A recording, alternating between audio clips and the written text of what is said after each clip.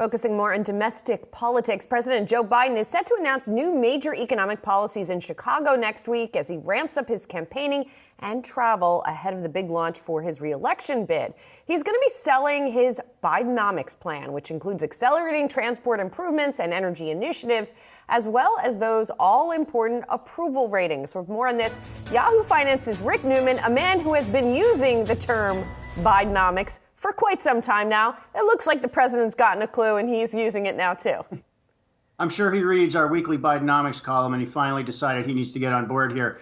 Some of us in the press just use the word or the phrase Bidenomics to refer to the economic policies Biden has pursued as president. But they're, 2+ years in, there actually is kind of a coherent theme coming together in what Biden is trying to do. And it's not just what you think of as the old Democratic policies, tax and spend. I would say Biden is trying to address a couple of problems that markets have not been able to solve during the last 20 or 30 years. The first is what to do about climate change and global warming. So Biden is directing massive amounts of government subsidies into renewable energy and incentives to adopt green energy because the market has been trying to do this and it just hasn't been able to do that. And he was able to get a big bill through Congress last year that provided hundreds of billions in incentives for green energy adoption.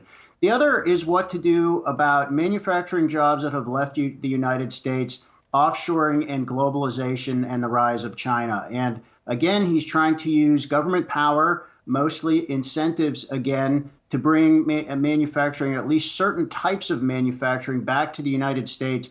And it looks as if we're starting to see the early signs that Biden is actually beginning to accomplish these goals. I mean, it was big news this week that Ford took a $9.2 billion low-interest loan from the Energy Department to help build 3 electric vehicle battery plants in the South.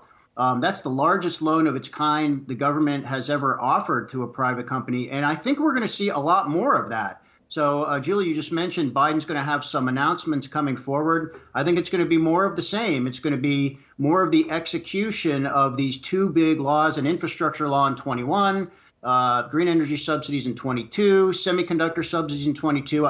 They're now starting to roll out and put all of that into practice. And we're going to hear a lot of announcements about this in coming months. And it's going to become a lot clearer what Bidenomics actually is. Rick, we were showing a graphic there of all the legislation that's been passed under the president. I mean, by all accounts, it looks like an incredibly productive first term, and yet his approval ratings just don't match what, at least on paper, he's accomplished. How does he narrow that divide? No, you're right. They don't. So, but Biden, people think it's still Sleepy Joe. That may be his demeanor, but Biden has got an incredible amount accomplished during his first 2 years. Now, Republicans took over the House of Representatives, so he's not going to get any of his legislation through during the next 2 years. But he got a lot through during the first 2 years, way more than Trump got through, arguably more than Obama got done in either one of his 4-year terms. But, that doesn't mean that that's necessarily what voters want. And it doesn't mean that voters are even seeing the effects of that legislation. So that is Biden's job as he's running for re-election in 2024. The most important thing he has to do politically is get people to notice what he has done and then get them to believe that this is actually good for the majority of Americans. So, these programs, the infrastructure bill, the green energy subsidies, these are going to roll out over years, and it could be as long as a decade. So people may not be seeing this in things like a big boost in manufacturing employment during the next year or so. But, Biden is speeding this stuff. It's in his interest to get this stuff out there as fast as possible, to get it affecting the economy, and then to point to it and say, see, I did that. That's what his messaging campaign is going to be all about for the next, whatever it is, 16 months. Yeah, the pointing to it part has been the tricky part historically, not just for him, but one could argue for the Democrats, right? And so is anything he's going to say going to be trumped by, say, gas prices or the price of milk at the store, right?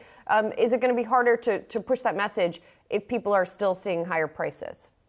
Yeah, and I think inflation is the number one reason why people are not giving Biden much credit for anything good that's happening in the economy. It's very clear that consumers have been shell-shocked by inflation. And even though the annualized rate of inflation is coming down, as we've discussed before, all those price increases are still there. Prices are just going up by less, but all the price increases of the last 2 years are still there. Incomes have not kept up. So that's a headwind for Biden. If he's lucky, inflation will abate and he'll be able to point to some of these other things. And if he's not lucky, inflation is going to be the only thing voters care about, and it's going to be tough sledding for Biden in 24. All right. Thanks so much, Rick Newman. Appreciate it. Bye, guys.